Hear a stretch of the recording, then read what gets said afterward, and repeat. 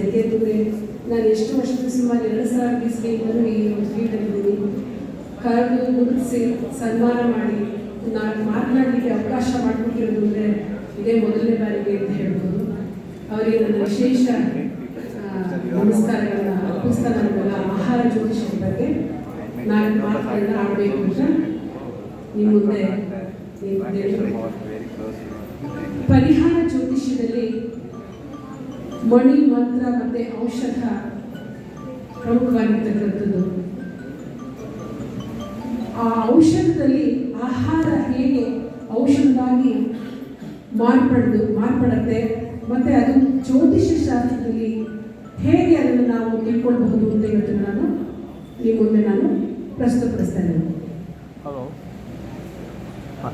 ಊಟ ಬಲ್ಲವನಿಗೆ ರೋಗ ಇಲ್ಲ ಅಂತಾರೆ.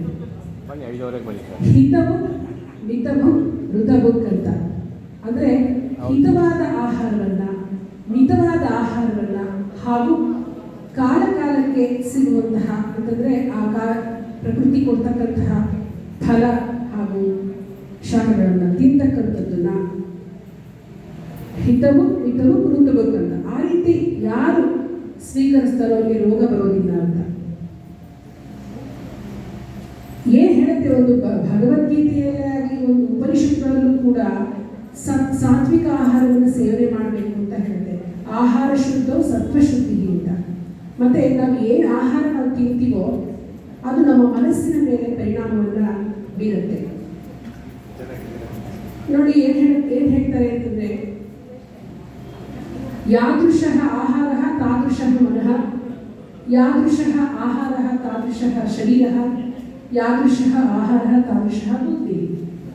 ಸೊ ನಾವು ಏನು ಆಹಾರ ತಿಂತೀವೋ ಅದೇ ನಮ್ಮ ಆ ಆಹಾರದ ನಮ್ಮ ಮನಸ್ಥಿತಿಯು ಅದೇ ಆಗಿರುತ್ತೆ. ನಮ್ಮ ಶರೀರವೂ ಹಾಗೆ, ನಮ್ಮ ಬುದ್ಧಿಯೂ ಹಾಗೆ ಓಡುತ್ತೆ. ಅದನ್ನೇ ನಮ್ಮ ಜ್ಯೋತಿಷದಲ್ಲೂ ಕೂಡ ಏನು ಹೇಳ್ತಾರೆ ಅಂದರೆ, ಸಾತ್ವಿಕ ಆಹಾರ, ರಾಜಸಿಕ ಆಹಾರ ಹಾಗೂ ತಾಮಸಿಕ ಆಹಾರಗಳಿಗೆ ಆಯಾ ಗ್ರಹಗಳನ್ನು ಕೊಟ್ಟು ಆ ವ್ಯಕ್ತಿಯ ಒಂದು ಏನು ಆಹಾರದ ಅಭಿರುಚಿಯನ್ನು ನಾವು ತಿಳ್ಕೊಳ್ಬೋದು. ಅದನ್ನು ನಿಮಗೆ ಮುಂದೆ ಹೇಳ್ತೇನೆ. ನಾನು ಭಗವದ್ಗೀತೆಯಲ್ಲೂ ಕೂಡ ಇದನ್ನೇ ಹೇಳಿರೋದು. ಆಹಾರ ತೆಗೆದುಕೊಳ್ಬೇಕಾದ್ರೆ ಮೊದಲಿಗೆ ವ್ಯಂಜನ ಸಹಿತವಾಗಿರ್ತಕ್ಕಂಥ ಆಹಾರ ಅಂದರೆ ಅರ್ಧ ಭಾಗದಷ್ಟು ಆಹಾರ ಅಂದರೆ ಘನವಾದ ಆಹಾರವನ್ನು ತೆಗೆದುಕೊಂಡು ಕಾಲು ಭಾಗ ನೀರಿಗೆ ದ್ರವಾಹಾರವನ್ನು ತೆಗೆದುಕೊಂಡು ಉಳಿದ ಕಾಲು ಭಾಗವನ್ನು ವಾಯು ಸಂಚಾರಕ್ಕಾಗಿ ಬಿಡಬೇಕಂತೆ. ಆಗ ಮಾತ್ರ ಜೀರ್ಣಕ್ರಿಯೆ ಸರಿಯಾಗುತ್ತೆ ಅಂತ ಕೃಷ್ಣ 6ನೇ ಅಧ್ಯಾಯದಲ್ಲಿ ಹೇಳಿದರು. ಹೀಗೆ ಆಹಾರವನ್ನು ಹೇಗೆ ತೆಗೆದುಕೊಳ್ಬೇಕು ಅನ್ನೋದನ್ನು ನಾವು ತಿಳ್ಕೊಳ್ಳೋದಲ್ಲದೇನೆ ಯಾವ ದಿಕ್ಕಿನಲ್ಲಿ ಕುಳಿತುಕೊಂಡು ಊಟ ಮಾಡೋದ್ರಿಂದ ಏನು ನಮಗೆ ಲಾಭ ಸಿಗುತ್ತೆ ಅಂತಕ್ಕಂಥದ್ದನ್ನ ಮನುಸ್ಮೃತಿಯಲ್ಲಿ ಹೇಳಿದ್ದಾರೆ. ಪೂರ್ವ ದಿಕ್ಕಿನಲ್ಲಿ ಕುಳಿತುಕೊಂಡು ಊಟ ಮಾಡೋದ್ರಿಂದ ಆಯುಸ್ಸು ವೃದ್ಧಿಯಾಗುತ್ತೆ. ದಕ್ಷಿಣದ ದಿಕ್ಕಿನಲ್ಲಿ ಕುಳಿತುಕೊಂಡು ಅಭಿಮುಖವಾಗಿ ಕುಳಿತುಕೊಂಡು ಊಟ ಮಾಡೋದ್ರಿಂದ ಯಶಸ್ಸು, ಪಶ್ಚಿಮ ದಿಕ್ಕಿಗೆ ಮುಖ ಮಾಡಿ ಕುಳಿತುಕೊಂಡು ಊಟ ಮಾಡೋದ್ರಿಂದ ಐಶ್ವರ್ಯ, ಹಾಗೂ ಉತ್ತರ ದಿಕ್ಕಿನಲ್ಲಿ ಕುಳಿತುಕೊಂಡು ಊಟ ಮಾಡೋದ್ರಿಂದ ಉತ್ತರೋತ್ತರ ಅಭಿವೃದ್ಧಿಯಾಗುತ್ತೆ ಅಂತ ಮನುಸ್ಮೃತಿಯನ್ನು ತಿಳಿಸಿದ್ದಾರೆ. ಇವತ್ತು ಇವೆಲ್ಲ ಏನೇನು ಹೇಳಿದಾರೋ ಯಾರು ಯಾವುದನ್ನು ಫಾಲೋ ಮಾಡ್ತಾ ಇಲ್ಲ. ಯಾಕೆಂತಂದ್ರೆ ಎಲ್ಲರಿಗೂ ರಾಹುವಿನ ಪ್ರಭಾವ ಜಾಸ್ತಿ ಆಗಿದೆ ಅಂತಲೇ ಹೇಳ್ಬೋದು. ಯಾಕೆಂದ್ರೆ ನೋಡಿ ಏನು ಹೇಳ್ತಾರೆ ಅಂತಂದ್ರೆ, ಇವಾಗ ಸಾತ್ವಿಕ ಆಹಾರ, ತಾಮಸಿಕ ಆಹಾರ, ರಾಜಸಿಕ ಆಹಾರ ಅಂತ ಏನು ಹೇಳ್ತೀವಿ, ಇವಾಗ ಏನು ನಾವು ಫ್ರೆಶ್ ಆಗಿ ಸಿಗ್ತಕ್ಕಂತಹ ಫ್ರೂಟ್ಸ್ ಆಗಲಿ ವೆಜಿಟೇಬಲ್ಸ್ ಆಗಲಿ ಅದು ಸಾತ್ವಿಕ ಆಹಾರ. ಅದನ್ನು ಬೇಯಿಸ್ಕೊಂಡು ತಿಂದು ಕೂಡ ಅದು ಸಾತ್ವಿಕ ಆಹಾರ ಆಗುತ್ತೆ. ಆದರೆ ಅದನ್ನು ಓವರ್ ರೋಸ್ಟ್ ಮಾಡಿ ಚೆನ್ನಾಗಿ ಕರಿದು ಮಸಾಲೆಯುಕ್ತವಾಗಿ ಮಾಡಿಕೊಂಡು ತಿನ್ನೋದ್ರಿಂದ ರಾಜಸಿಕ ಆಹಾರ ಆಗುತ್ತೆ. ಅದೇ ಆಹಾರವನ್ನು ತುಂಬ ಹೊತ್ತು ಇಟ್ಟು, ಅಂದರೆ ಇವಾಗ ಏನಾಗಿದೆ, ಮಿಕ್ಕದನ್ನೆಲ್ಲ ತೆಗೆದೋಗಿ ಫ್ರಿಡ್ಜಲ್ಲಿ ಇಟ್ಬಿಡ್ತಾರೆ, ಅದನ್ನು ಮಾರನೇ ದಿವಸ ತಿಂತಕ್ಕಂಥದ್ದು, ಇದು ತಾಮಸಿಕ ಆಹಾರ ಆಗುತ್ತೆ. ಒಂದು ನೈಟ್ ಪೂರ್ತಿ ಸೂರ್ಯ ಇದ್ದಾಗ ಸೂರ್ಯ ಅಸ್ತ ಆಗಿ ಸೂರ್ಯ ಉದಯ ಆಗುವವರೆಗೂ ಇಟ್ಟಿರ್ತಕ್ಕಂತಹ ಬೇಯಿಸಿದ ಆಹಾರ ಪದಾರ್ಥಗಳೆಲ್ಲವೂ ತಾಮಸಿಕ ಗುಣ. ಯಾಕೆಂದರೆ ಸೈನ್ಸು ಅಂತ ಹೇಳೋದು ಬ್ಯಾಕ್ಟೀರಿಯಾಗಳ ಒಂದು ಆಕ್ರಮಣದಿಂದ ಅದು ಇದು ಕಳ್ಕೊಳತ್ತೆ ಅಂತ. ತಾಮಸಿಕ ಆಹಾರ ತಿನ್ನೋದ್ರಿಂದ ಏನಾಗುತ್ತೆ ಅಂತಂದರೆ ನಮಗೆ ಒಂಥರ ಮಲ್ಕೊಂಬಿಡೋಣ, ಒಂಥರ ಅಷ್ಟೊಂದು ಸುಸ್ತಾಗೋದು, ಮಂಕ್ ಥರ ಆಗೋದು ಎಲ್ಲ ಆಗುತ್ತೆ. ಆದರೂ ಕೂಡ ಅದನ್ನೇ ಹೆಚ್ಚಾಗಿ ಸೇವನೆ ಮಾಡ್ತಕ್ಕಂಥದ್ದು ನಾವು ನೋಡ್ತಾ ಇದ್ದೀವಿ.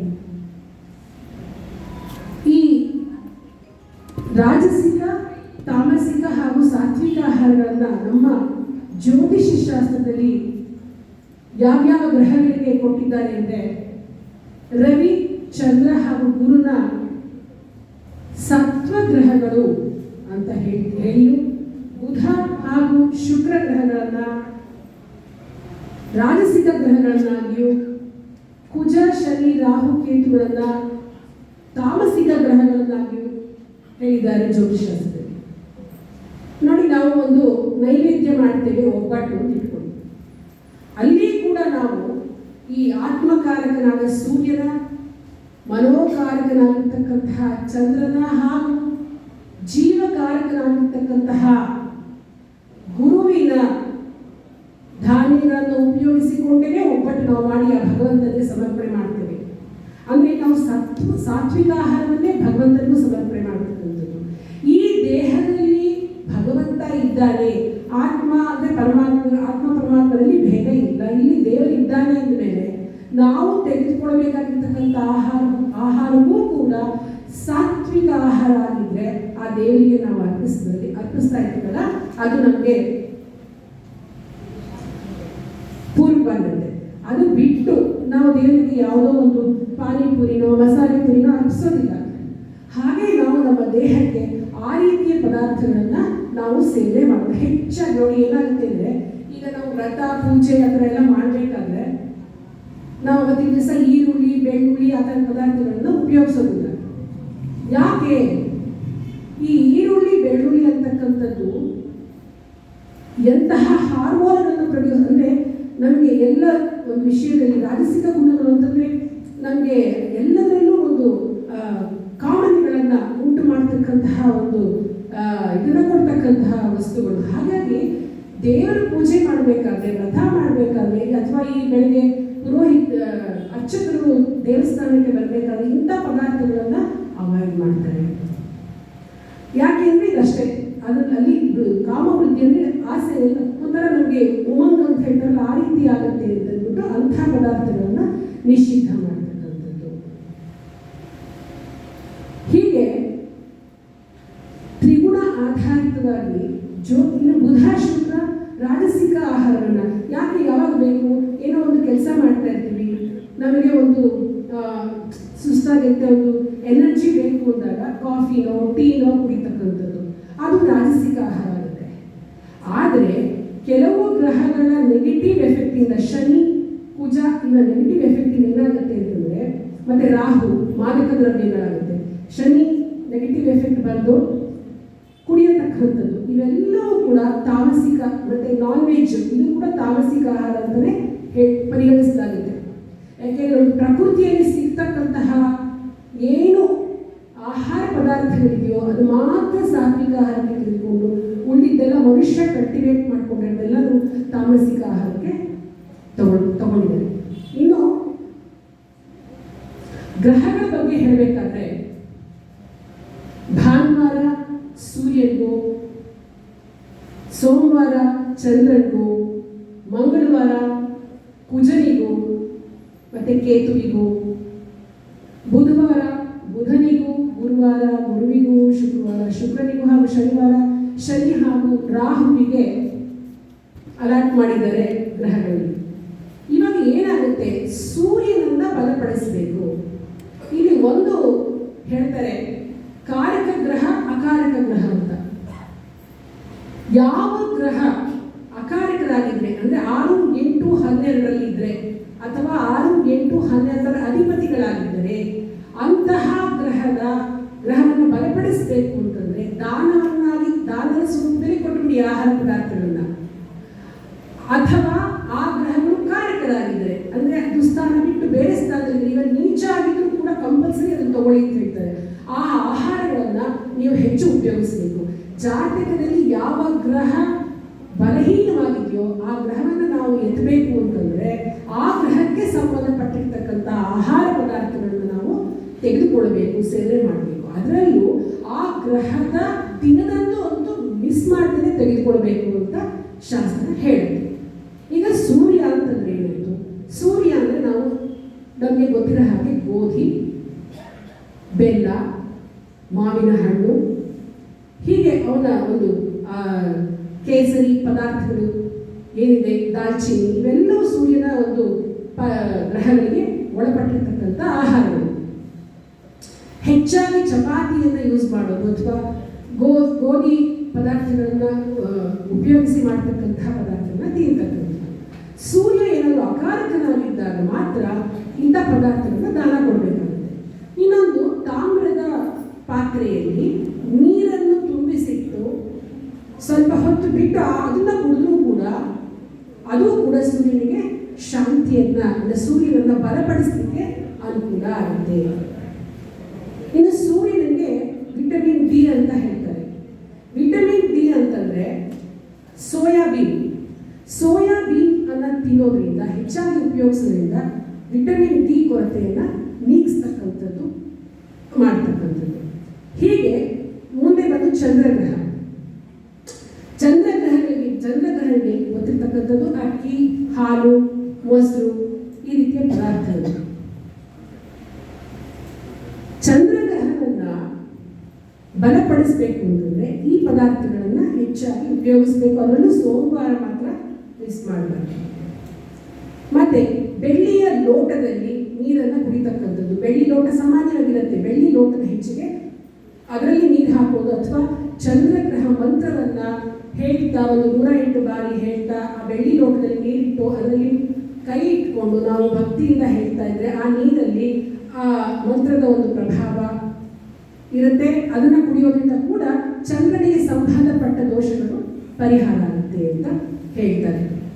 ಇನ್ನು ಕುಜಗ್ರಹ ಬಂದು ತೊಗರಿಬೇಳೆ, ಮಸೂರ್ ದಾಲ್ ಅಂತ ಹೇಳ್ತಾರಲ್ಲ ಅದು, ಶುಂಠಿ, ಈ ಥರ ಏನು ಮಸಾಲೆ ಪದಾರ್ಥಗಳು ಎಲ್ಲವೂ ಕೂಡ ಕುಜನಿಗೆ ಕಾರಕವಾಗಿರುತ್ತೆ. ಈ ಪದಾರ್ಥಗಳನ್ನು ತಿಂತಕ್ಕಂಥದ್ದು, ಈ ಪದಾರ್ಥಗಳನ್ನು ದಾನ ಮಾಡ್ತಕ್ಕಂಥದ್ದನ್ನು ಮಾಡಬೇಕಾಗುತ್ತೆ. ಅದು ಮಂಗಳವಾರ ಮಾತ್ರ ಮಿಸ್ ಮಾಡಬಾರ್ದು. ಮತ್ತು ಕುಜನಿಗೂ ಕೂಡ ತಾಮ್ರದ ಪಾತ್ರೆಯಲ್ಲಿ ನೀರನ್ನು ತುಂಬಿಸಿ ಒಂದಿಷ್ಟು ಕಾಲ ಬಿಟ್ಟು ಅದರಿಂದ ಕುಡಿತಕ್ಕಂಥದ್ದನ್ನು ಮಾಡ್ಕೊಳ್ತಾ ಬರಬೇಕು. ಆರೋಗ್ಯಕ್ಕೆ ತುಂಬ ಒಳ್ಳೆಯದು.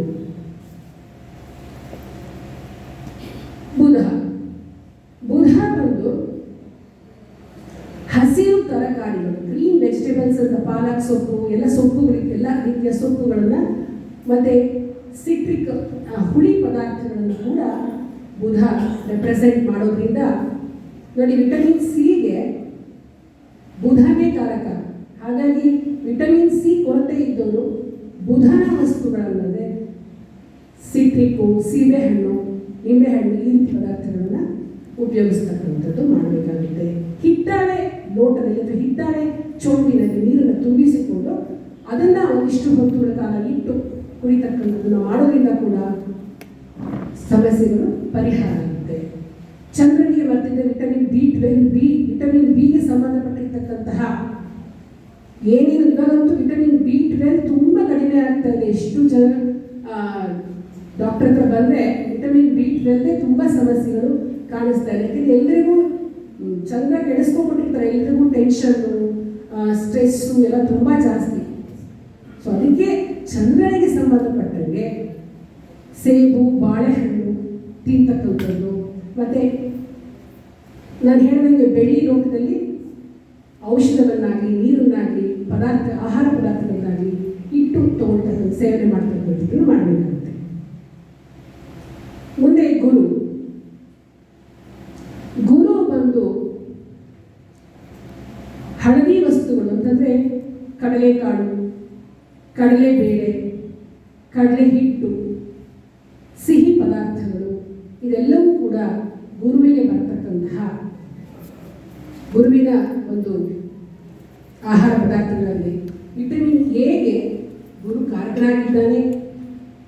ಹಾಗಾಗಿ ಹೆಚ್ಚಾಗಿ ಕ್ಯಾರೆಟು, ಪಪ್ಪಾಯ ಇವೆಲ್ಲ ವಿಟಮಿನ್ ಎ ಅನ್ನು ಹೊಂದಿರತಕ್ಕಂತಹ ಗುರುವಿನ ವೆಜಿಟೇಬಲ್ಸ್ ಆಗಿದೆ. ಇದನ್ನು ಹೆಚ್ಚಾಗಿ ಸೇವಿಸಬೇಕಾಗುತ್ತೆ ಗುರುವನ್ನು ಬಲಪಡಿಸ್ಕೊಳ್ಳಿಕ್ಕೆ. ಶುಕ್ರ ಬಂದು ಅವರೆಕಾಳು. ಮತ್ತು ಅವ್ರಿಗೆ ಏನು ಹೇಳ್ತಾರೆ ಅಂದರೆ ನಾನಾ ರೀತಿಯ ಎಲ್ಲ ರೀತಿ ಷಡ್ರಸಯುಕ್ತವಾಗಿರ್ತಕ್ಕಂತಹ ಪದಾರ್ಥಗಳು ಅಂತ ಹೇಳ್ತಾರೆ. ಅವನಿಗೆ ಎಲ್ಲ ಇಷ್ಟ ಶುಕ್ರನಿಗೆ. ಆದರೆ ಐಸ್ ಕ್ರೀಮು ಅದರಲ್ಲೂ ಹಾಲಿನ ಪದಾರ್ಥಗಳು ಕೂಡ ಶುಕ್ರನಿಗೆ ಇಷ್ಟ ಆಗುತ್ತೆ.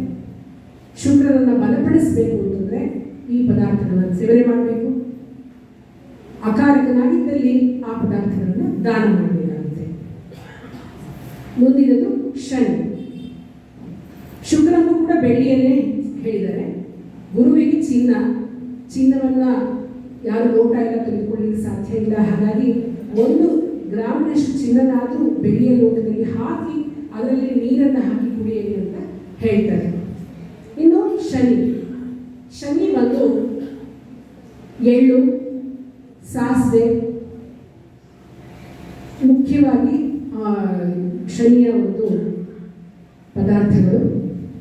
ಆಮೇಲೆ ಅವರು ಐರನ್ ವಿಟಮಿನ್ ಏನು ಹೇಳ್ತಾರೆ ಐರನ್ ಕಂಟೆಂಟ್ ಕಡಿಮೆ ಇದ್ದರೆ ಆಗ ಶನಿಯ ಪದಾರ್ಥಗಳಾಗಿರ್ತದೆ. ಶನಿಯ ಒಂದು ಹಣ್ಣುಗಳಾಗಿರ್ತಕ್ಕಂತಹ ಸಪೋಟ, ದಾಳಿಂಬೆ ಇವನ್ನೆಲ್ಲ ತೆಗೆದುಕೊಳ್ಳೋದ್ರಿಂದ ಅನುಕೂಲ ಆಗುತ್ತೆ ಅಂತ.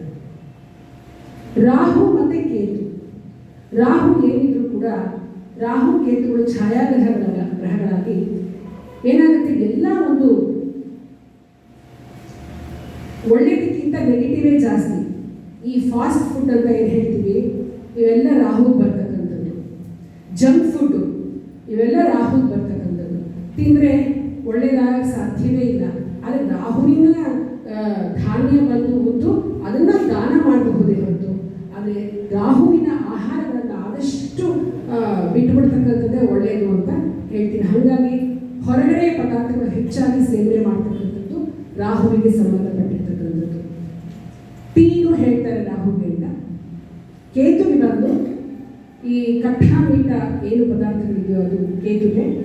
ಮತ್ತು ಈ ಪನೀರ್ ಅಂತ ಇವಾಗ ತುಂಬ ಪನೀರ್ ಡಿಶಸ್ ಮಾಡ್ತಾರಲ್ಲ ಅದೆಲ್ಲವೂ ಕೂಡ ಕೇತುವಿಗೆ ಸಂಬಂಧಪಟ್ಟಿರ್ತಕ್ಕಂಥದ್ದು. ಕೇತುವಿಗೆ ಮುಖ್ಯವಾಗಿರ್ತಕ್ಕಂಥ ಧಾನ್ಯ ಬಂದು ಹುರುಳಿ, ಇದನ್ನು ದಾನ ಮಾಡ್ತಕ್ಕಂಥದ್ದು ಅಥವಾ ಹೆಚ್ಚಾಗಿ ಹುರುಳಿ ಸಾರು ಆ ಥರದ್ದು ತಿಂತಕ್ಕಂಥದ್ದು. ಈ 2 ಗ್ರಹಗಳು ಹೆಚ್ಚು ನೆಗೆಟಿವೇ ಕೊಡ್ತಕ್ಕಂಥದ್ದು. ಅದರಿಂದ ಆದಷ್ಟು ಇದರ ದಾನ ಮಾಡ್ತಕ್ಕಂಥದ್ದು ಒಳ್ಳೆಯದು. ಸೇವನೆಗಿಂತ ದಾನ ಮಾಡ್ತಕ್ಕಂಥದ್ದು ತುಂಬ ಒಳ್ಳೆಯದು ಅಂತ ಗ್ರಹಗಳ ಬಗ್ಗೆ ಜ್ಯೋತಿಷ ಶಾಸ್ತ್ರದಲ್ಲಿ ಈ ರೀತಿಯಾಗಿ ಆಹಾರವನ್ನು ವಿಂಗಡಣೆ ಮಾಡಿ ಹೇಳಿದ್ದಾರೆ. ಇನ್ನು ಹೇಗೆ ನೋಡ್ತಕ್ಕಂಥದ್ದು ಗ್ರಹಗಳು ಬಲಾಬಲಗಳು ನಿಮಗೆ ಹೇಳಿದೆ, ಕಾರಕ ಅಕಾರಕ ಹೇಳಿದೆ. ಇನ್ನು 12 ರಾಶಿಯವರಿಗೆ ಯಾವ ರೀತಿ ಅವರಿಗೆ ತಿನ್ನೋದು ಕ್ಯಾರೆಕ್ಟರಿಸ್ಟಿಕ್ಸ್ ಹೇಗಿರುತ್ತೆ, 12 ರಾಶಿಯವರ ಒಂದು ತಿನ್ನೋದು ಅಂದರೆ ಯಾವ ರೀತಿ ಅವರ ಒಂದು ಟೇಸ್ಟ್ ಹೇಗಿರುತ್ತೆ ಅದನ್ನು ಮೊದಲು ತಿಳ್ಕೊಂಬಿಟ್ಟು ಆಮೇಲೆ ನಾನು ನಿಮ್ಗೆ ಹೇಗೆ ನೋಡಬೇಕು ಅನ್ನೋದನ್ನ ಹೇಳ್ತೇನೆ. ಪ್ರಥಮವಾಗಿ ಮೇಷರಾಶಿ. ಮೇಷರಾಶಿಗೆ ಅಧಿಪತಿ ಕುಜ. ಅವ್ರಿಗೆ ಏನಪ್ಪ ಅವ್ರದ್ದು ಕ್ಯಾರೆಕ್ಟರಿಸ್ಟಿಕ್ಸ್ ಅಂದರೆ ಈ ಆಹಾರದ ವಿಷಯದಲ್ಲಿ ಅಂತಂದರೆ ಅವರಿಗೆ ಸಮಯಕ್ಕೆ ಸರಿಯಾಗಿ ಏನು ಸಿಗುತ್ತೋ ಅದನ್ನು ಅವರು ನೋಡೋದಿಲ್ಲ, ತಿಂದುಬಿಡ್ತಾರೆ. ಆ ಸಮಯಕ್ಕೆ ಊಟದ ಸಮಯ ಏನು ಸಿಗುತ್ತೋ ಅದು ತಿಂದುಬಿಡ್ತಾರೆ. ಪರ್ಟಿಕ್ಯುಲರ್ ಆಗಿ ಇದೇ ತಿನ್ನಬೇಕು ಅನ್ನೋದು ಇರೋದಿಲ್ಲ. ಇದು ಜನರಲ್ ಆಗಿ ಹೇಳ್ತಾ ಇರೋದು 12 ರಾಶಿಯ ಒಂದು ಕ್ಯಾರೆಕ್ಟರಿಸ್ಟಿಕ್ಸ್ ಹೇಳ್ತಾ ಇರೋದು. ಹಾಗಾಗಿ ಇವರ ತೂಕ ಹೆಚ್ಚಾಗ್ತಕ್ಕಂಥದ್ದು ಜಾಸ್ತಿ ಆಗುತ್ತೆ. ಅದಕ್ಕೆ ಇವರು ಹೆಚ್ಚು ಖಾರ ಮತ್ತು ತುಂಬ ಸ್ಪೈಸಿ ಫುಡ್ ಇಷ್ಟಪಡ್ತಾರೆ ಇವರು. ಹಾಗಾಗಿ ಎದೆಯಲ್ಲಿ ಉರಿ ಶುಗರ್ ಜಾಸ್ತಿ ಆಗೋದ್ರಿಂದ ಆದಷ್ಟು ನೀರು ಕುಡಿಬೇಕು, ಪ್ರೋಟೀನ್ ಯುಕ್ತ ಆಹಾರಗಳನ್ನು ಸೇವನೆ ಮಾಡಬೇಕಾಗುತ್ತೆ ಮೇಷರಾಶಿ. ಎರಡನೆಯದು ವೃಷಭ ರಾಶಿ. ವೃಷಭ ರಾಶಿಯವರು ಅವರು ಶುಕ್ರ ಅಧಿಪತಿ ಆಗಿರೋದ್ರಿಂದ ಸುಮ್ಮನೆ ಒಂದು ಎಕ್ಸಾಂಪಲ್ ಕೊಟ್ಟು ಹೋಟೆಲ್ಗೆ ಹೋಗ್ತಾರೆ ಅಂತ ಇಟ್ಕೊಳ್ಳಿ, ಅಲ್ಲಿ ಏನೇನೋ ಹೊಸ ಹೊಸ ಡಿಶ್ಗಳು ಕಾಣಿಸ್ತಾ ಇದ್ರೆ ಎಲ್ಲನೂ ಅವರು ನೋಡ್ತಾರೆ. ಇದನ್ನು ಟ್ರೈ ಮಾಡೋಣ ಅದನ್ನು ಟ್ರೈ ಮಾಡೋಣ ಅಂತ ಎಲ್ಲ ಡಿಶ್ಗಳನ್ನು ನೋಡ್ತಾರೆ, ತಿನ್ನೋಣ ಅಂತ ಒಂದ್ಸರಿ ಎಲ್ಲರೂ ಟೇಸ್ಟ್ ಮಾಡ್ತಾರೆ. ಆ ಥರ ಅವರು ಸ್ವಭಾವ ಸ್ವಲ್ಪ ಅವರು ಆದ್ದರಿಂದ ಹುಷಾರಾಗಿ ಇರಬೇಕಾಗುತ್ತೆ. ಇವ್ರಿಗೂ ಕೂಡ ಭೂತತ್ವ ರಾಶಿ ಆದ್ದರಿಂದ ವೆಯ್ಟ್ ಜಾಸ್ತಿ ಆಗ್ತಕ್ಕಂಥದ್ದು ಆಗುತ್ತೆ. ಹಾಗಾಗಿ ತಿನ್ನೋ ಪದಾರ್ಥಗಳಲ್ಲಿ ಹೆಚ್ಚೆಚ್ಚು ವೆಜಿಟೇಬಲ್ಸು ಮತ್ತು ಸೊಪ್ಪುಗಳನ್ನು ತಿಂತಕ್ಕಂಥದ್ದು ವೃಷಭ ರಾಶಿಯವರಿಗೆ ಅನುಕೂಲ ಆಗುತ್ತೆ. ಇನ್ನು ಮಿಥುನ ರಾಶಿ. ಮಿಥುನ ರಾಶಿ ಅಂತಂದರೆ ತುಂಬ ಅವ್ರಿಗೆ ಏನು ಮುಖ್ಯವಾಗಿ ತುಂಬ ಕೆಲಸ ಮಾಡ್ತಾ ಇರ್ತಾರೆ ಅವರು. ನಿಂತ್ಕೊಂಡೇ ತಿಂದು ಮುಗಿಸ್ಬಿಡೋದು, ಬೇಗ ತಿನ್ಕೊಂಬಿಡೋದು. ಹಾಗಾಗಿ ಆಮೇಲೆ ಆ ಕೆಲಸ ಆಗಿಲ್ಲ ಅಂದರೆ ಆ ಒಂದು ಒತ್ತಡ, ಆ ಪ್ರೆಷರಿಂದ ಅದು ನೆಗೆಟಿವ್ ಸೈಡ್ ಹೋಗ್ಬಿಟ್ರೆ ಅವರು ಕುಡಿಯೋದಕ್ಕೆ ದಾಸ ಆಗ್ಬಿಡ್ತಾರೆ. ಸೊ ಹಾಗಾಗಿ ಅವರು ಹೆಚ್ಚು ಗಮನ ಕೊಡುವಂತೆ ಗ್ರೀನ್ ಗ್ರಾಸ್ದು ಜ್ಯೂಸ್ಗಳನ್ನ ಹೆಚ್ಚಾಗಿ ಮಿಥುನ ರಾಶಿಯವರು ಕುಡಿಬೇಕು ಅಂತಕ್ಕಂಥದ್ದನ್ನು ಜ್ಯೋತಿಷ ಶಾಸ್ತ್ರದಲ್ಲಿ ಹೇಳ್ತಾರೆ. ಮುಂದಿನದು ಕರ್ಕಾಟಕ ರಾಶಿ. ಕಟಕ ರಾಶಿಗೆ ಅಧಿಪತಿ ಚಂದ್ರ. ಅವನು ಹೇಗೆ ಅಂದರೆ 15 ದಿವಸ ಏರ್ತಾನೆ, 15 ದಿವಸ ಏರ್ತಾನೆ. ಅವ್ರದ್ದು ಫುಡ್ ಹ್ಯಾಬಿಟ್ಸ್ ಆಗಿದೆ. ಇವತ್ತು ನಮ್ಮ ಮನೆಗೆ ಬಂದಿರ್ತಾರೆ, ಅವ್ರು ಇವತ್ತು ನಿಮಗೆ ಚೆನ್ನಾಗಿದೆ ಅಂತ ಹೇಳ್ತಾರಲ್ಲ ಅಂತ ನಾವೇನಾದರೂ ನೆಕ್ಸ್ಟ್ ಟೈಮ್ ಬಂದಾಗ ಅದೇ ಅಡುಗೆ ಮಾಡಿದ್ರೆ ಅವ್ರಿಗೆ ಅದು ಇಷ್ಟ ಆಗಲ್ಲ. ಯಾಕೆಂದರೆ ಅವ್ರು ಇವಾಗ ಇಷ್ಟಪಟ್ಟಿರೋದನ್ನ ನೆಕ್ಸ್ಟ್ ಸ್ವಲ್ಪ ದಿವಸ ಆದಮೇಲೆ ಅದನ್ನು ಅವರು ಲೈಕ್ ಮಾಡಲ್ಲ. ಆ ಥರ ಅವ್ರದ್ದು ಆಹಾರ ಪದ್ಧತಿ ಆಗಿರುತ್ತೆ. ಮತ್ತು ಹೆಚ್ಚು ಹಾಲು, ಐಸ್ ಕ್ರೀಮ್ಸು, ಮೊಸರು ಈ ಪದಾರ್ಥಗಳನ್ನ ಹೆಚ್ಚು ಇಷ್ಟಪಡ್ತಾರೆ ಕರ್ಕಾಟಕ ರಾಶಿಯವರು. ಸಿಂಹ ರಾಶಿಯವ್ರು ಏನಪ್ಪ ಅಂತಂದರೆ, ಸಿಂಹ ರಾಶಿಯವರು ತುಂಬ ಪರ್ಟಿಕ್ಯುಲರ್. ಒಂದು ವೆಜಿಟೇಬಲ್ಸ್ ಕಟ್ ಮಾಡಬೇಕಾದ್ರೆ ಇದೇ ಥರ ಕಟ್ ಮಾಡಬೇಕು, ಅವ್ರು ಹೇಗೋ ಮಾಡಿದ್ರೆ ಆಗಲ್ಲ. ಇದೇ ಥರ ಆಹಾರ ಪದಾರ್ಥಗಳು ಹೀಗೆ ಈ ಥರನೇ ಇರಬೇಕು ಅಂತ ಭಾಳ ಪರ್ಟಿಕ್ಯುಲರ್ ಆಗಿ ಅವರು ಸಿಂಹ ರಾಶಿಯವರು ಇರ್ತಾರೆ. ಸೊ ಅವರು ಮತ್ತೆ ಹೆಚ್ಚು ಸ್ಪೈಸಿ ಫುಡ್ಡನ್ನು ಇಷ್ಟಪಡ್ತಾರೆ. ಅದನ್ನು ಅವರು ಸ್ವಲ್ಪ ಅವಾಯ್ಡ್ ಮಾಡಬೇಕಾಗುತ್ತೆ ಸಿಂಹ ರಾಶಿಯವರು. ಯಾಕೆಂದರೆ ಮೊದಲೇ ಅಗ್ನಿತತ್ವ ರಾಶಿ, ಸೂರ್ಯ ಅಧಿಪತಿ. ಹಾಗಾಗಿ ಅವರಿಗೆ ಸ್ವಲ್ಪ ಹೆಚ್ಚು ಜ್ಯೂಸ್ಗಳನ್ನು ಕುಡಿತಕ್ಕಂಥದ್ದನ್ನು ಮಾಡಬೇಕಾಗುತ್ತೆ. ಆಹಾರದಲ್ಲಿ ತುಂಬ ಗಮನ ಅವರು ವಹಿಸಬೇಕಾಗುತ್ತೆ. ಇನ್ನು ಕನ್ಯಾ ರಾಶಿ. ಕನ್ಯಾ ರಾಶಿಯ ವಿಶೇಷ ಏನಪ್ಪ ಅಂತಂದರೆ, ಅವ್ರಿಗೆ ಎಲ್ಲ ತಿನ್ನೋ ಆಹಾರಗಳೆಲ್ಲ ಒಂಥರ ವಿಶಿಷ್ಟವಾಗಿರಬೇಕು. ಅವ್ರು ಅದನ್ನು ಹುಡ್ಕೊಂಡು ತಿಂತಾ ಇರ್ತಾರೆ. ಹೇಗೆ ಅಂತಂದರೆ, ಈ ಅಂಗಡಿನಲ್ಲಿ ಇದು ಫಾರ್ ಎಕ್ಸಾಂಪಲ್ ಪಾನಿಪುರಿ ತುಂಬ ಚೆನ್ನಾಗಿದೆ ಅಂದರೆ ಅದನ್ನು ತಿಂತಾರೆ, ಮತ್ತು ಅವ್ರು ಅಲ್ಲಿಗೆ ನಿಲ್ಲಿಸಲ್ಲ. ಅಲ್ಲಿ ನೆಕ್ಸ್ಟ್ ಇನ್ನೊಂದು ಕಡೆ ಹೋದಾಗ ಅಲ್ಲಿ ಇನ್ನೇನೋ ಒಂದು ಚೆನ್ನಾಗಿದೆ ತಕ್ಷಣ ಅದನ್ನೂ ತಿಂತಾರೆ. ಸೊ ಹೀಗಾಗಿ ಏನಾಗುತ್ತೆ, ಅವ್ರದ್ದು ವೆಯ್ಟ್ ಜಾಸ್ತಿ ಆಗುತ್ತೆ. ಮತ್ತು ಅವರು ಏನೋ ಒಂದು ಯೋಗ ಮಾಡಿ ಅದನ್ನು ಕಡಿಮೆ ಮಾಡ್ಕೋಬೇಕು, 4 ದಿನ ಮಾಡ್ತಾರೆ ಮತ್ತೆ ಬಿಡ್ತಾರೆ. ಸೊ ಈ ರೀತಿ ಅವ್ರದ್ದು ಕನ್ಯಾ ರಾಶಿಯವ್ರದ್ದು ಆ ಸ್ವಭಾವ ಆಗಿರುತ್ತೆ. ಹಾಗಾಗಿ ಹೆಚ್ಚು ಗಮನ ಕೊಡಬೇಕಾಗುತ್ತೆ ಅವರು ತಮ್ಮ ಆರೋಗ್ಯದ ಮೇಲೆ. ಮುಖ್ಯವಾಗಿ ಅವರು ಯಾವುದಾದ್ರೂ ಒಂದು ಆಹಾರವನ್ನು ತಿಂದು ನಂತರ ಸುಮ್ಮನೆ ಬಿಡಬೇಕು, ಆ ಮನಸ್ಥಿತಿಯನ್ನು ಬೆಳೆಸ್ಕೋಬೇಕಾಗುತ್ತೆ. ಇನ್ನು ತುಲಾರಾಶಿಯವರು. ತುಲಾರಾಶಿ ತಕ್ಷಣ ಬ್ಯಾಲೆನ್ಸ್. ಅವ್ರು ಎಷ್ಟು ಚೂಸಿ ಆಗಿರ್ತಾರೆ ಅಂದರೆ ಅವ್ರಿಗೆ ಅದೇ ಬೇಕು, ಹೆಚ್ಚಿಗೆ ನೆಕ್ಸ್ಟ್ ಏನೋ ಒಂದು ಕಾಂಪ್ರಮೈಸ್ ಆಗೋದಿಲ್ಲ. ಮತ್ತು ಅದೇ ಥರ ಬ್ಯಾಲೆನ್ಸ್ಡ್ ಡಯಟ್ ಅವ್ರದ್ದು, ಆ ರೀತಿ ಅವರು ಇಷ್ಟಪಡ್ತಾರೆ ತುಲಾರಾಶಿಯವರು. ಇನ್ನು ವೃಶ್ಚಿಕ ರಾಶಿ. ವೃಶ್ಚಿಕ ರಾಶಿ ಏನಪ್ಪ ಅಂತಂದರೆ, ಅವರು ಸ್ವಲ್ಪ ಫ್ರೆಂಡ್ಸ್ ಜಾಸ್ತಿ. ಹಾಗಾಗಿ ಆ ಸಮಯದಲ್ಲಿ ಯಾರು ಅವ್ರು ಏನಾರು ಅಂದ್ಕೊಂಡ್ಬಿಡ್ತಾರೆ ಅಂತ ಎಲ್ಲರೂ ಏನು ತಿಂತಿರ್ತಾರೋ ಅವರು ಅದನ್ನೇ ತಿನ್ನುವಂತಹ ಒಂದು ಪ್ರವೃತ್ತಿಯನ್ನು ಇಟ್ಕೊಂಡ್ಬಿಟ್ಟಿರ್ತಾರೆ. ಇದು ಸ್ವಲ್ಪ ಡೇಂಜರ್. ಅವ್ರು ಅದನ್ನು ಗಮನ ಇಟ್ಕೊಂಡು, ಇಲ್ಲ ನಾನು ಇದನ್ನೇ ತಿನ್ನಬೇಕು, ಇಲ್ಲ ನನಗೆ ಆರೋಗ್ಯ ಹಾಳಾಗುತ್ತೆ. ಯಾಕೆಂದರೆ ಎಲ್ಲರ ದೇಹ ಸ್ಥಿತಿ ಒಂದೇ ಥರ ಇರೋದಿಲ್ಲ. ಒಬ್ಬರಿಗೆ ಒಂದು ತಿಂದರೆ ಆಗೋಲ್ಲ, ಇನ್ನೊಬ್ಬರಿಗೆ ಮತ್ತೊಂದು ತಿಂದರೆ ಆಗೋದಿಲ್ಲ. ಸೊ ಅದನ್ನು ಅವರು ಗಮನದಲ್ಲಿ ಇಟ್ಕೊಳ್ಬೇಕಾಗುತ್ತೆ. ಇನ್ನು ಧನುರಾಶಿ. ಧನುರಾಶಿಯ ಅಧಿಪತಿ ಬಂದು ಗುರು. ಏನಪ್ಪ, ಅವರಿಗೆ ತುಂಬ ಆಯಿಲಿ ಫುಡ್ ತುಂಬ ಇಷ್ಟ ಆಗುತ್ತೆ. ಅವರಿಗೆ ಸ್ವೀಟ್ಸ್ ಇಷ್ಟ ಆಗುತ್ತೆ, ಆಯಿಲಿ ಫುಡ್ ಇಷ್ಟ ಆಗುತ್ತೆ. ಹಾಗಾಗಿ ಏನಾಗುತ್ತೆ, ಅವರು ಜಾಸ್ತಿ ಅದನ್ನು ಪ್ರಿಫರ್ ಮಾಡ್ತಾರೆ ಧನುರಾಶಿಯವರು. ಸ್ವಲ್ಪ ಏನಾಗುತ್ತೆ, ಯಕೃತ್ತು ಅಂದರೆ ಲಿವರ್ಗೆ ಸಂಬಂಧಪಟ್ಟಂತಹ ತೊಂದರೆಗಳಾಗ್ತಕ್ಕಂಥದ್ದು, ಬಾಡಿ ಹೆಫ್ಟಿ ಬಾಡಿ ಆಗ್ತಕ್ಕಂಥದ್ದು ಆಗೋದ್ರಿಂದ ತುಂಬ ಗಮನ ಕೊಡಬೇಕು. ಆಯಿಲಿ ಫುಡ್ಡನ್ನು ಹೆಚ್ಚಿಗೆ ತಿನ್ನಕ್ಕೆ ಹೋಗಬಾರ್ದು. ಇನ್ನು ಮಕರ ರಾಶಿ. ಮಕರ ರಾಶಿಯವರು ಏನಪ್ಪ ಅಂತಂದರೆ,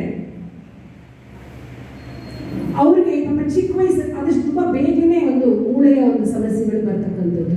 ಹಾಗಾಗಿ ಮತ್ತು ಅವ್ರಿಗೆ ಯಾವುದೇ ರೀತಿಯ ಒಂದು ಅದು ಬೇಕು ಆ ಥರ ಏನೋ ಇಲ್ಲ, ಅವ್ರ ಪಾಡಿಗೆ ಊಟ ಮಾಡ್ತಾರೆ. ಆದರೆ ಕ್ಯಾಲ್ಶಿಯಂ ಯುಕ್ತ ಪದಾರ್ಥಗಳನ್ನು ಅವ್ರು ಆದಷ್ಟು ಬೇಗನೆ ತಗೊಳ್ತಕ್ಕಂಥ ಶುರು ಮಾಡಬೇಕು. ಹಾಲು ಕುಡಿಯೋದು, ಕ್ಯಾಲ್ಶಿಯಂ ಸಪ್ಲಿಮೆಂಟ್ಸ್ ತಗೊಳ್ತಕ್ಕಂಥದ್ದು ಮಾಡಬೇಕಾಗುತ್ತೆ. ಬೇಗ ಅವರಿಗೆ ಕಾಲಿನ ಸಮಸ್ಯೆಗಳು ಬರ್ತಕ್ಕಂಥದ್ದು, ಮೂಳೆಯ ಸಮಸ್ಯೆಗಳು ಬರ್ತಕ್ಕಂಥದ್ದು ಆಗುತ್ತೆ. ಮುಂದಿನದು ಕುಂಭರಾಶಿ. ಕುಂಭರಾಶಿಯವ್ರು ಏನಪ್ಪ ಅಂತಂದರೆ ಅವಷ್ಟು ಯಾವುದಾದ್ರೂ ಪರವಾಗಿಲ್ಲ, ಅಡುಗೆ ಏನು ಮಾಡಾಕಿದ್ರು ಅವ್ರು ತಿಂತಾರೆ. ಅವ್ರಿಗೇನು ಆ ಥರದ್ದೆಲ್ಲ ಏನು ಇಲ್ಲ, ಅವ್ರಿಗೆ ಇದೇ ಆಗಬೇಕು ಹಾಗೆ ಇರಬೇಕು ಆ ಥರದ್ದೆಲ್ಲ ಇಲ್ಲ. ಆದರೆ ಕುಂಭರಾಶಿಗೆ ಏನಪ್ಪ ಅಂತಂದರೆ ಹೊಸದನ್ನು ಅವರು ಆಕ್ಸೆಪ್ಟ್ ಮಾಡ್ಕೊಳ್ಳೋದು ಕಷ್ಟ. ಮಾಡಿಕೊಂಡ್ರೆ ಅಷ್ಟೇ ಸುಲಭವಾಗಿ ಬೇಗ ಬಿಟ್ಬಿಡ್ತಾರೆ. ಅವರಿಗೆ ಹೊಸ ಡಿಶ್ಗಳನ್ನ ಅವರು ಇಷ್ಟಪಡೋದಿಲ್ಲ. ಏನು ಮನೆಯಲ್ಲಿ ಮಾಡ್ತಾ ಇರ್ತಾರೋ ಅದೇನೇ, ಬೇರೆ ಬೇರೆದನ್ನು ಅವರೇ ಆಕ್ಸೆಪ್ಟ್ ಮಾಡ್ಕೊಳ್ಳೋದು ಕಷ್ಟ ಆಗುತ್ತೆ. ಇನ್ನು ಮೀನರಾಶಿ ಅಂತ ಹೇಳಿದ್ರೆ ಪರ್ಟಿಕ್ಯುಲರ್ ಆಗಿ ಇಂಥದ್ದೇ ಆಗಬೇಕು ಅಂತ. ಆದರೆ ಒಂದು ನೆಗೆಟಿವ್ ಏನಪ್ಪ ಅಂತಂದರೆ ಎಲ್ಲರ ಜೊತೆ ಕೂತ್ಕೊಂಡು ಊಟ ಮಾಡ್ತಿರ್ಬೇಕಾದ್ರೆ ಮಾತಿನಲ್ಲೇ ಅವ್ರದ್ದು ಊಟ ಮುಗಿದೋಗ್ಬಿಡುತ್ತೆ. ಹಾಗಾಗಿ ಎಷ್ಟು ತೆಗೆದುಕೊಂಡಿದ್ದೀನಿ ಎಷ್ಟು ಬಿಟ್ಟಿದ್ದೀನಿ ಅದು ಗಮನಕ್ಕೆ ಬರೋದಿಲ್ಲ. ಅದು ಒಂದು ನಾವು ಅವಾಯ್ಡ್ ಮಾಡಬೇಕಾಗುತ್ತೆ. ಇದಿಷ್ಟು ನಾನು ಹೇಳ್ತಾ ಇರೋದು, ನಾವು ಇಷ್ಟು ವರ್ಷ ಜ್ಯೋತಿಷ್ಯವನ್ನು ಅಧ್ಯಯನ ಮಾಡ್ತಾ ತುಂಬ ಜನರನ್ನ ನೋಡ್ತಾ ಸಂಗ್ರಹಿಸಿ ಅವರ ಒಂದು ಸ್ವಭಾವವನ್ನು ಸಂಗ್ರಹಿಸಿ ಈ ರಾಶಿಗಳ ಬಗ್ಗೆ ಹೇಳಿರ್ತಕ್ಕಂಥ ನಾನು ನಿಮಗೆ ಇಲ್ಲಿ ಪ್ರಸ್ತುತ ಯಾವುದೋ ಪುಸ್ತಕದಲ್ಲಿ ಇದು ಕಂಡು ಬರೋದಿಲ್ಲ ಅಂತ ಅಂದ್ಕೊಳ್ತೇನೆ. ಹೀಗೆ ಆಹಾರ ಅವರವರ ಒಂದು ರಾಶಿಗೆ ಅವರವರ ಒಂದು ಗ್ರಹಗಳ ಒಂದು ಬಲಾಬಲಗಳ ಮೇಲೆ ಅವಲಂಬಿತವಾಗಿರುತ್ತೆ. ಈಗ ನಾವು ಜಾತಕದಲ್ಲಿ ಹೇಗೆ ನೋಡ್ತಕ್ಕಂಥದ್ದು ಅಂದರೆ ಫಸ್ಟು ಹೇಳಬೇಕಂತಂದರೆ ಚಂದ್ರನಿಂದ ನೋಡೋದು, ಇನ್ನೊಂದು ಜಾತಕದಲ್ಲಿ 2ನೇ ಮನೆಗೆ ಆಹಾರ ಸಂಬಂಧಪಟ್ಟಿರ್ತಕ್ಕಂಥದ್ದು. ಯಾಕೆ ಚಂದ್ರನಿಂದ ನೋಡೋದು ಅಂದರೆ ಈಗ ಯಾರಿಗೆ ಚಂದ್ರ ಅಂದ ತಕ್ಷಣ ನೋಡಿ ಯಾವುದೇ ರೋಗ ಆಗಲಿ ಅದು ಬರ್ತಕ್ಕಂಥದ್ದು ಚಂದ್ರನಿಂದಲೇ. ನಿಮಗೊಂದು ನೆಗಡಿ ಆದರೂ ಮನಸ್ಸಿನಿಂದಲೇ ಪ್ರತಿಯೊಂದು ಮನಸ್ಸೇ ಮುಖ್ಯವಾಗಿ ಎಲ್ಲ ರೋಗಗಳಿಗೂ ಕಾರಣವಾಗಿರ್ತಕ್ಕಂಥದ್ದು. ಹಾಗಾಗಿ ಫಸ್ಟ್ ಚಂದ್ರನಿಂದ ನೋಡ್ತಕ್ಕಂಥದ್ದು. ಚಂದ್ರನಿಂದ ಅದಕ್ಕೆ ನಾನು ರಾಶಿ ಅಂತ ಹೇಳಿದೆ ನಿಮಗೆ ಹೇಗೆ ಅಂತ. ಇನ್ನು ಜಾತಕವನ್ನು ತೆಗೆದುಕೊಂಡಾಗ 2ನೇ ಮನೆ ನೋಡಿ, 2ನೇ ಮನೆ ಚಲರಾಶಿ, ಸ್ಥಿರ ರಾಶಿ, ದ್ವಿಸ್ವಭಾವ ರಾಶಿ ಆಗಿರುತ್ತೆ. ಚಲರಾಶಿ ತಕ್ಷಣ ಅವರು ನೋಡಿಬೇಕಾದ್ರೆ 2ನೇ ಮನೆ ಚಲರಾಶಿ ಆಗಿರುತ್ತೆ ಯಾರಿಗಿರುತ್ತೆ ಅವರು ಫಾಸ್ಟಾಗಿ ತಿಂದ್ಬಿಡ್ತಾರೆ, ಬೇಗ ತಿಂತಾರೆ. ಸ್ಥಿರ ರಾಶಿಯಾಗಿರೋ ನಿಧಾನಕ್ಕೆ ತಿಂತಾರೆ. ನೀವು ಅದನ್ನು ಅಬ್ಸರ್ವ್ ಮಾಡಿ. ಚಂದ್ರನಿಂದ ಆಗಿರಬಹುದು ಅಥವಾ ಲಗ್ನ 2ನೇ ಮನೆ ಆಗಿರಬಹುದು ನೋಡಿ. ಮತ್ತೆ ಗ್ರಹಗಳು ಅದಕ್ಕೆ ಸಂಬಂಧಪಟ್ಟಿರ್ತಕ್ಕಂಥದ್ದು. ಚಂದ್ರ ಶುಕ್ರ ಆದರೆ ಬೇಗ ತಿಂತಾರೆ. ಸೂರ್ಯ ಕುಜ ಅಂದರೆ ಚೆನ್ನಾಗಿ ಅಗಿದು ತಿಂತಾರೆ ಪದಾರ್ಥಗಳನ್ನ. ರಾಹು ಇದ್ರೆ ನೋಡಿ ನುಂಗು ಬಿಡ್ತಾರೆ ಬೇಗ ಆ ಕಡೆ. ಇಲ್ಲಿ ನುಂಗುತ್ತಲ್ಲ ಹಾವು, ಅದೇ ಥರನೇ ಆಹಾರಗಳನ್ನು ನುಂಗ್ತಕ್ಕಂಥದ್ದು. ನೀವು ಈ ಪ್ರತಿಯೊಂದು ಗ್ರಹಗಳನ್ನು ನೀವಲ್ಲಿ ನೋಡಬಹುದು ಯಾವ ಥರ ಅವರ ಒಂದು ಊಟ ಮಾಡೋದು. ಕೆಲವರು ಫಾಸ್ಟಾಗಿ ಊಟ ಮಾಡ್ತಾರೆ, ಕೆಲವರು ಎಷ್ಟೊತ್ತಾದರೂ ಮುಗಿಸಲ್ಲ. ಇದೆಲ್ಲಕ್ಕೂ ಕಾರಣ 2ನೇ ಮನೆಯ ಗ್ರಹಗಳ ಒಂದು ಸಂಬಂಧ. ಶನಿ ಮಾತ್ರ ಚೆನ್ನಾಗಿದ್ರೆ ಸರಿ, ಒಳ್ಳೆ ಇದೇ ಇರುತ್ತೆ. ಶನಿ ಕೆಟ್ಟರೆ ಮಾತ್ರ ವ್ಯಕ್ತಿ ಸ್ವಲ್ಪ ಯೋಚನೆ ಮಾಡಬೇಕಾಗುತ್ತೆ. ಅವನು ಮಾದಕ ವಸ್ತುಗಳ ಅಂತ ಮಾದಕ ಅಂತ ಹೆಚ್ಚಾಗಿ ಕುಡಿತಕ್ಕೆ ಅವನು ದಾಸನಾಗ್ಬಿಡ್ತಾನೆ 2ನೇ ಮನೆಯಲ್ಲಿ ಶನಿ ಕೆಟ್ಟಿದ್ದರೆ ಮಾತ್ರ. ಹೀಗೆ ಮತ್ತೆ 2ನೇ ಮನೆ ಗ್ರಹ ಬಿಸಿ ಗ್ರಹಗಳಾಗಿದ್ದರೆ ಹೆಚ್ಚು ಆಹಾರವನ್ನು ಬಿಸಿ ಮಾಡಿ ತಿಂತಕ್ಕಂಥದ್ದು ಸೂರ್ಯ ಕುಜ ಅಂತ ಗ್ರಹಗಳಾಗಿದ್ದರೆ. ಶನಿ ಚಂದ್ರ ಅಂತಂದಾಗಿದ್ರೆ ಎಲ್ಲ ಹಾಗೆ ತಣ್ಣಗಿದ್ರು ತಿಂದ್ಬಿಡ್ತಾರೆ. ಐಸ್ ಕ್ರೀಮ್ಸು ಆ ಥರದ್ದು ಕೂಲ್ ಡ್ರಿಂಕ್ಸ್ನೆಲ್ಲ ಇಷ್ಟಪಡ್ತಕ್ಕಂಥದ್ದು, ತಣ್ಣಗಿರ್ತಕ್ಕಂಥ ಪದಾರ್ಥಗಳನ್ನ ಇಷ್ಟಪಡ್ತಕ್ಕಂಥವ್ರಾಗಿರ್ತಾರೆ. ಇಲ್ಲಿ ನಾವು ಈ ಆಹಾರಗಳ ಒಂದು ನಮಗೆ ನಮ್ಮ ಜಾತಕ ನಾವು ಗೊತ್ತಾಗುತ್ತೆ. ಇವಾಗ ನಾವು ಎಂಥ ಸ್ಥಿತಿಲಿದ್ದೀವಿ, ನಾವು ಯಾವ ಥರ ನಮ್ಮದು ಆಹಾರ ಪದ್ಧತಿ ಇದೆ ಅನ್ನೋದು ನಮಗೆ ಗೊತ್ತಾಗಿರುತ್ತೆ. ಅದನ್ನು ನಾವು ತಿಳಿದುಕೊಂಡು ಇಲ್ಲ ಈ ನಿಟ್ಟಿನಲ್ಲಿ ಹೋದರೆ ನಮಗೆ ಕಷ್ಟ ಆಗುತ್ತೆ. ಫಾರ್ ಎಕ್ಸಾಂಪಲ್ ನಾನು ಅದನ್ನೇ ನಿಮ್ಗೆ ಹೇಳಿದೆ, ಗುರು ಏನು ಹೇಳ್ತಾರೆ, ಸೇಬೆ ಹಣ್ಣನ್ನು ಗುರು ಹೇಳಿ apple A day keeps doctor away ಅಂತ ಅಂದ್ಬಿಟ್ಟು ತಿನ್ನೋಕ್ಕಾಗಲ್ಲ. ಅದು ಕೆಟ್ಟಿದ್ರೆ ಗುರು ಅವ್ರು ತಿಂದರೆ ಅವ್ರಿಗೆ ಏನಾಗುತ್ತೆ, ಸೈನಸ್ ಪ್ರಾಬ್ಲಮ್ ಆಗುತ್ತೆ.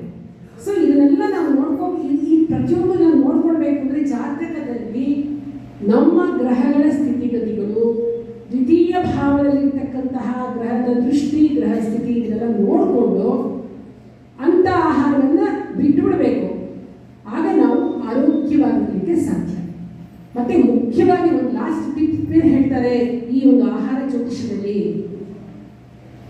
ಅಂದರೆ, ಯಾರ ಜಾತಕದಲ್ಲಿ ಅಷ್ಟಮ ಭಾವದಲ್ಲಿ ಸ್ಥಿತವಾಗಿರ್ತಕ್ಕಂತಹ ಗ್ರಹಗಳ ಆಹಾರವನ್ನು ಮುಟ್ಟಬೇಡಿ. ನಿಮ್ಮ ಆರೋಗ್ಯಕ್ಕೆ ಹಾನಿ ಮಾಡ್ತಕ್ಕಂಥದ್ದು ಅಷ್ಟಮ ಭಾವ ಸ್ಥಿತ ಗ್ರಹ.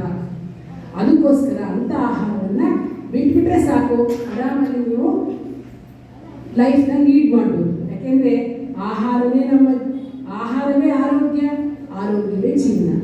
ಆಹಾರ ಸರಿಯಾಗಿ ತಗೊಳ್ಳಿಲ್ಲ ಅಂದರೆ ಅನಾರೋಗ್ಯದಿಂದ ನಾವೇನನ್ನೂ ಸಾಧಿಸಲಿಕ್ಕೆ ಆಗೋದಿಲ್ಲ. ಹೀಗೆ ನಾವು ಮತ್ತು ಇನ್ನೂ 27 ನಕ್ಷತ್ರಗಳ ಆಧಾರದ ಮೇಲೆ, ಪಂಚತತ್ವಗಳ ಆಧಾರದ ಮೇಲೆ ಜಲ, ವಾಯು, ಭೂಮಿ, ನೀರು, ಆಕಾಶ, ಭೂಮಿರಾಪೋ ನಲೋ ನಿಲೋ ನಭಃ, ಹೀಗೆಲ್ಲ 5 ಎಲಿಮೆಂಟ್ಸ್ ಆಧಾರದ ಮೇಲೂ ಕೂಡ ನಾವು ಜ್ಯೋತಿಷ ಶಾಸ್ತ್ರದ ಆಹಾರವನ್ನು ಹೇಗೆ ತೆಗೆದುಕೊಳ್ಬೇಕು ಅಂತ ತಿಳ್ಕೊಬೋದು. 27 ನಕ್ಷತ್ರದ ಆಧಾರದ ಮೇಲೂ ತಿಳ್ಕೊಬೋದು. ಆಹಾರ ಜ್ಯೋತಿಷನ ನಾನಿವಾಗ ನಮಗೆ ಕೃಷ್ಣಕುಮಾರ್ ಸರ್ ಅರ್ಧ ಗಂಟೆ ಹೇಳಿದರು, ಅಷ್ಟರಲ್ಲಿ ಮುಗಿಸ್ಬೇಕು ಅಂತ ಹೇಳಿ ಒಂದಿಷ್ಟು ಮಾತ್ರ ಹೇಳ್ತಾ ಇದ್ದೇನೆ.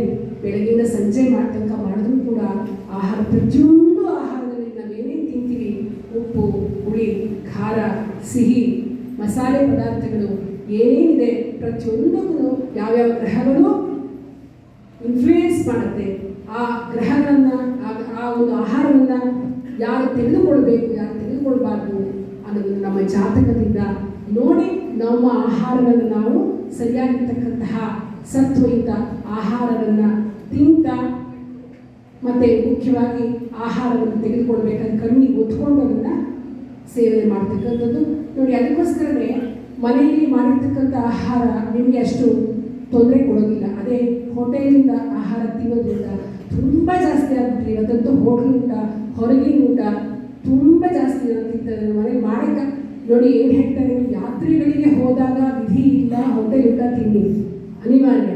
ಆದರೆ ಮನೆಯಲ್ಲಿ ಇದ್ಕೊಂಡು ಕಾರಣಕ್ಕೂ ಹೋಗ್ತಾ ಇರೋದು, ಹೊರಗಡೆ ತಿನ್ಕೊಂಡ್ಬರ್ತಾ ಇರೋದು. ಸೊ ಅವನು ಏನು ಮಾಡ್ತಾನೆ, ನಮ್ಮ ಹೋಟೆಲಿಗೆ ಜನ ಜಾಸ್ತಿ ಬರಲಿ ಅನ್ನೋ ಉದ್ದೇಶದಿಂದ ಒಂದಿಷ್ಟು ಮಸಾಲೆಗಳನ್ನು ಹಾಕಿ ಮಾಡ್ತಕ್ಕಂಥದ್ದು. ಅಡುಗೆ ಮಾಡೋರ ಮನಸ್ಥಿತಿ ಕೂಡ ಅಲ್ಲಿ ಇನ್ಫ್ಲೂಯೆನ್ಸ್ ಆಗುತ್ತೆ ಆಹಾರದ ಮೇಲೆ. ಹಾಗಾಗಿ ಆದಷ್ಟು ಸತ್ವಯುತ ಆಹಾರಗಳನ್ನು, ಮನೆಯಲ್ಲೇ ಮಾಡಿರ್ತಕ್ಕಂಥ ಆಹಾರಗಳನ್ನು ತಿನ್ನೋದ್ರಿಂದ ನೀವು ದೇಶಕ್ಕೆ ಒಳ್ಳೊಳ್ಳೆಯದನ್ನು ಕೊಡಬೇಕು ಅಂದರೆ ನಿಮ್ಮ ಮನಸ್ಥಿತಿಯೂ ಚೆನ್ನಾಗಿರಬೇಕು, ನಿಮ್ಮ ಆರೋಗ್ಯವೂ ಚೆನ್ನಾಗಿರಬೇಕು. ಆಗ ತಾನೇ ನಾವು ದೇಶಕ್ಕೆ ಏನಾದರೂ ನಾವು ಮಾಡಲಿಕ್ಕೆ ಸಾಧ್ಯ.